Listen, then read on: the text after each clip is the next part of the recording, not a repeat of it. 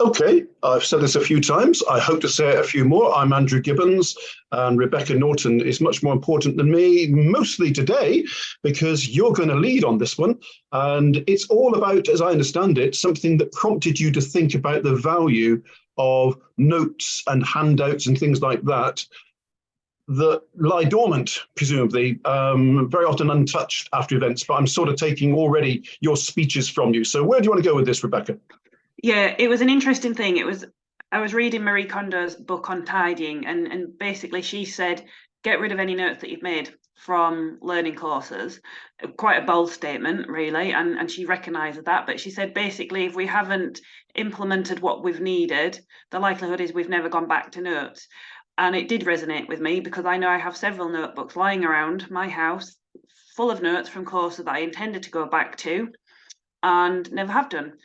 So they just sat there laid dormant, and it got me thinking. I thought, actually, is the value in keeping notes, or is in, for me, I think actually what I've recognised is part of the value is taking the notes at the time because it helped me process things. So I don't necessarily feel the need to go back to them. I think I have a desire and a belief that I will, but I generally don't. So it was an interesting point, and I just thought, oh, I wonder whether other people have a similar experience. No, it resonated with me when we've talked very briefly about doing this, because I'm not a returner to workbooks, to notes taken.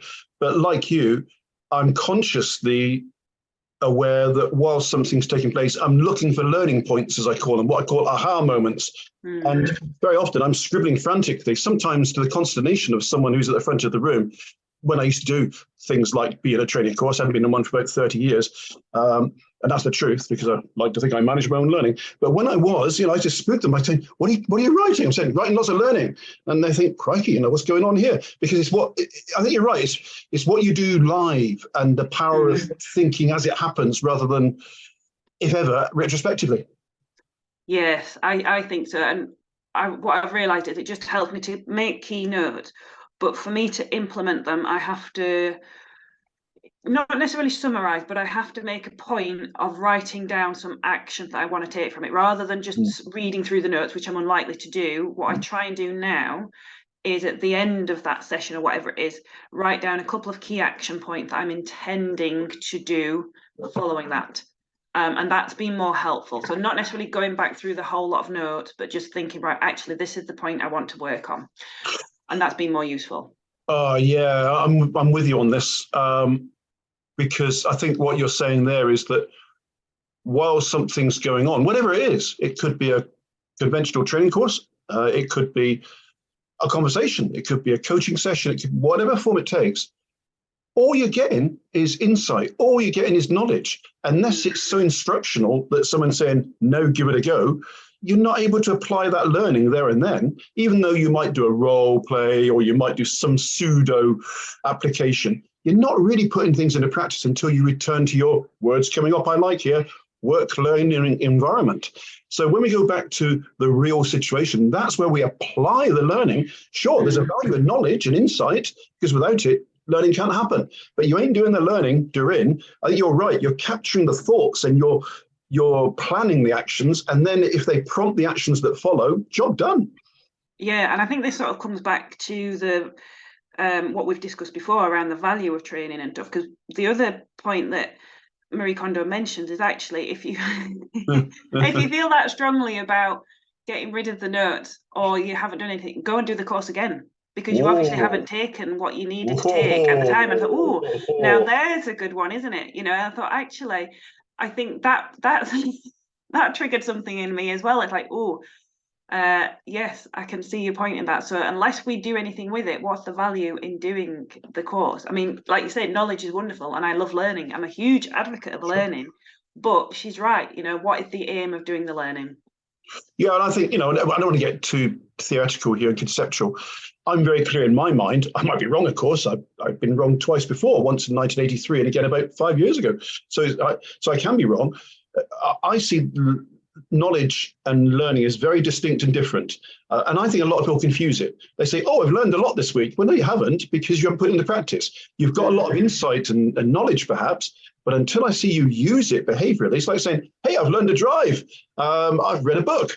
No, get in that car and show me. Yeah, I think that's a really good point, isn't it? The application is the key point of this, because otherwise then what is it that we're doing from it?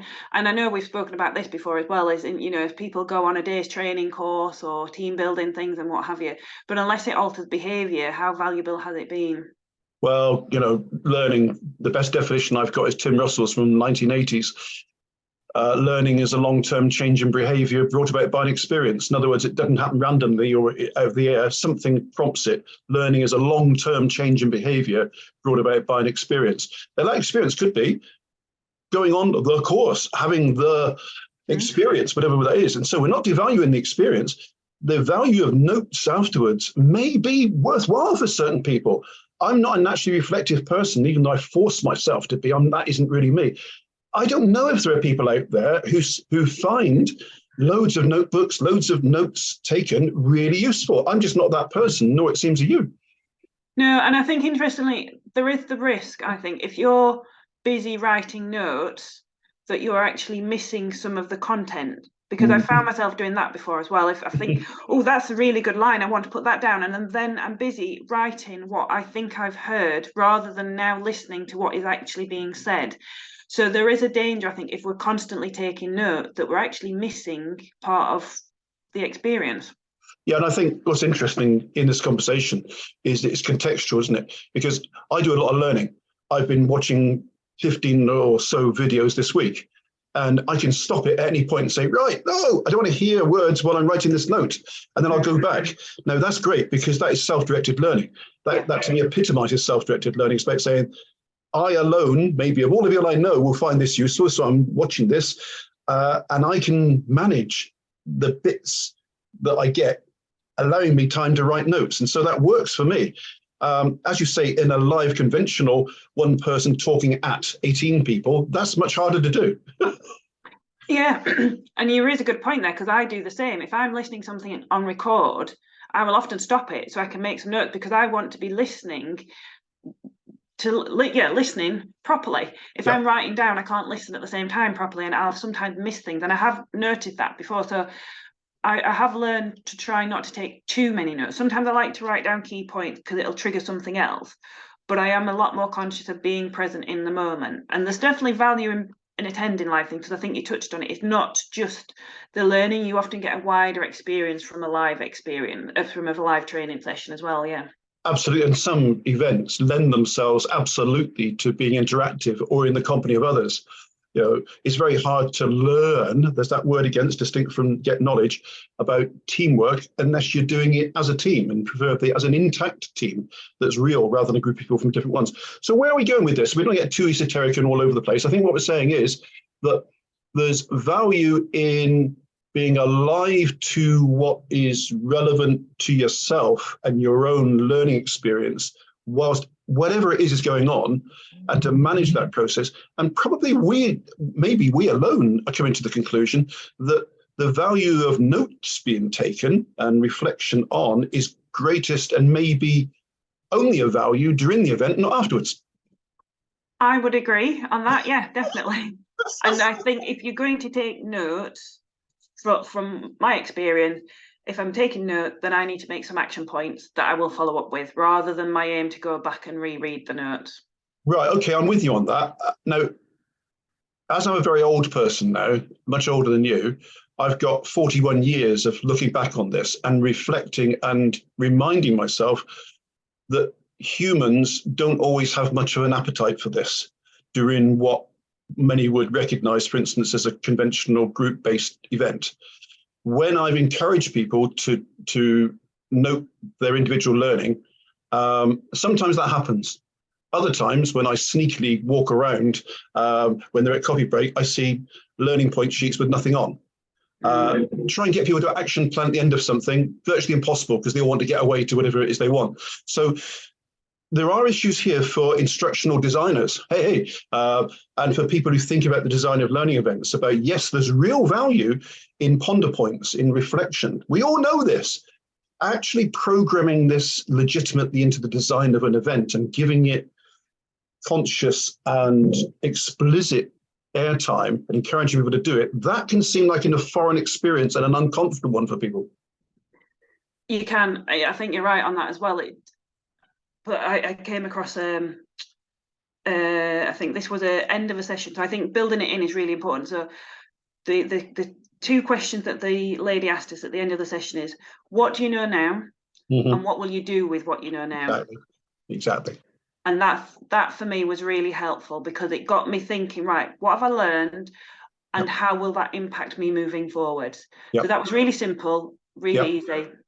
The word that I like there, Rebecca, is simple, because I've experimented with this over decades. Oh, I'm 97 now, so it must have been so many decades. And typically I see attempts at doing that. It's too complicated. I've seen 3-page action plans. How will you feel when you do this? When will you do it? How will you show you've done? No. They all want to go home and get on a train or miss that motorway madness. It's got to be as simple as you say.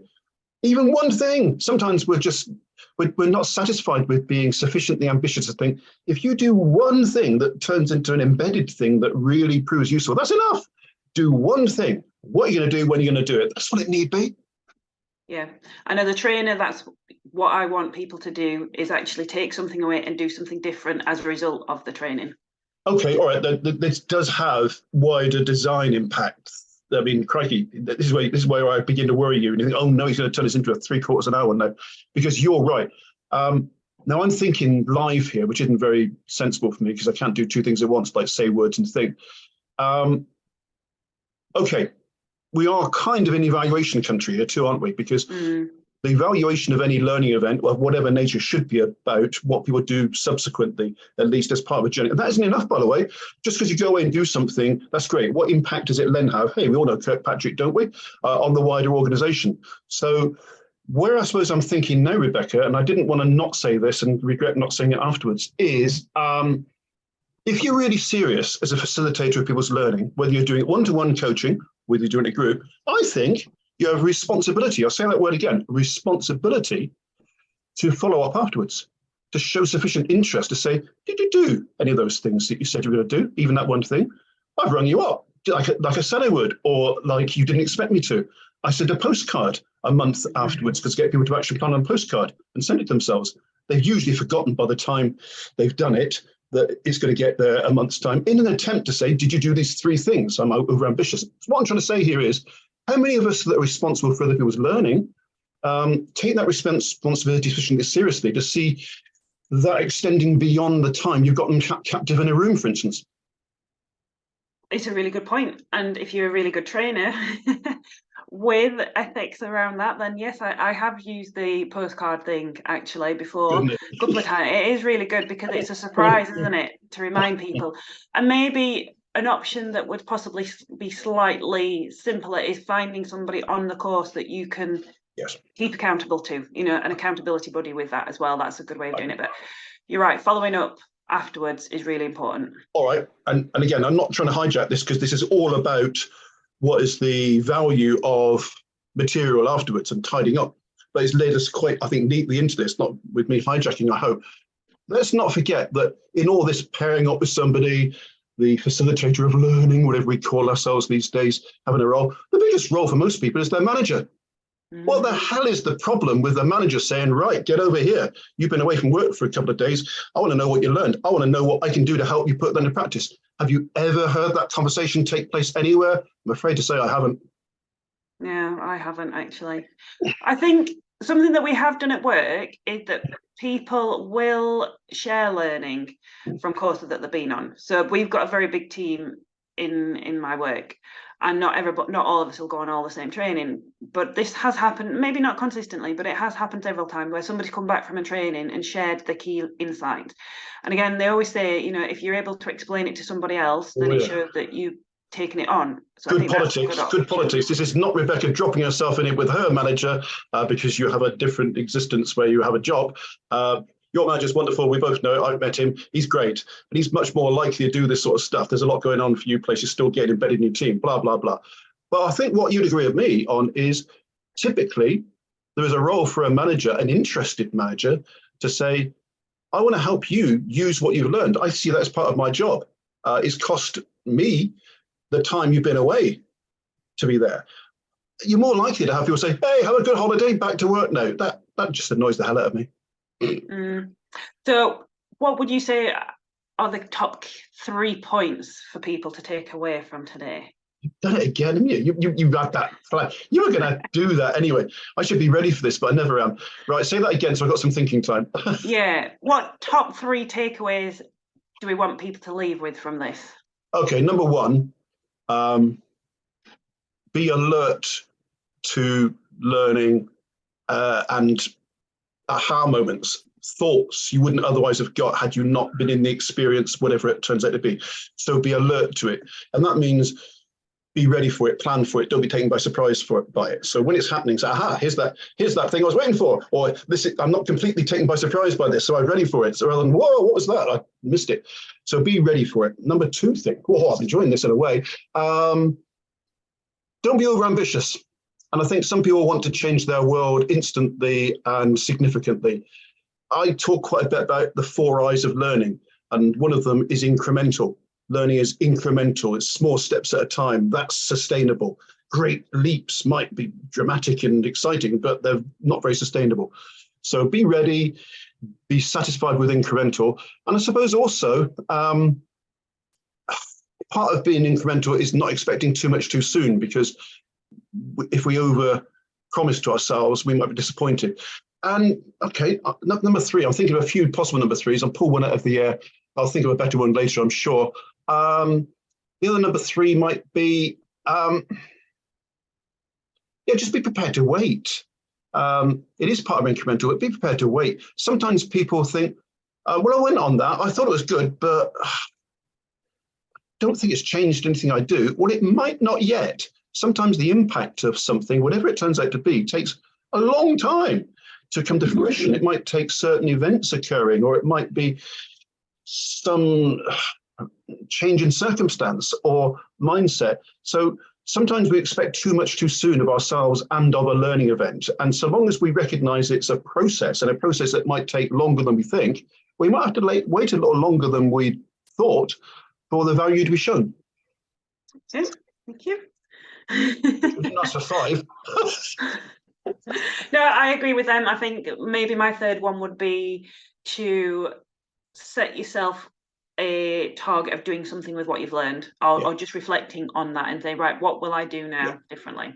And make it really explicit rather than airy-fairy. Yeah, I want to be better at working in a team. Well, by doing what specifically and explicitly, for instance. Right, better shut us down, because otherwise I'm going to make us go on for another 15 minutes. No, thank you very much. It was good. Well, that was good. And I like the way it led us. We're talking now as if we were off camera. But I like the way it led us into other things. And the issue was in context. But I think the big thing is, if you've got a shelf full of workbooks you haven't looked at for 5 years, get rid of them. Yeah, that's the basic point. Get rid of them. Do it again. That'll be it. Thank you.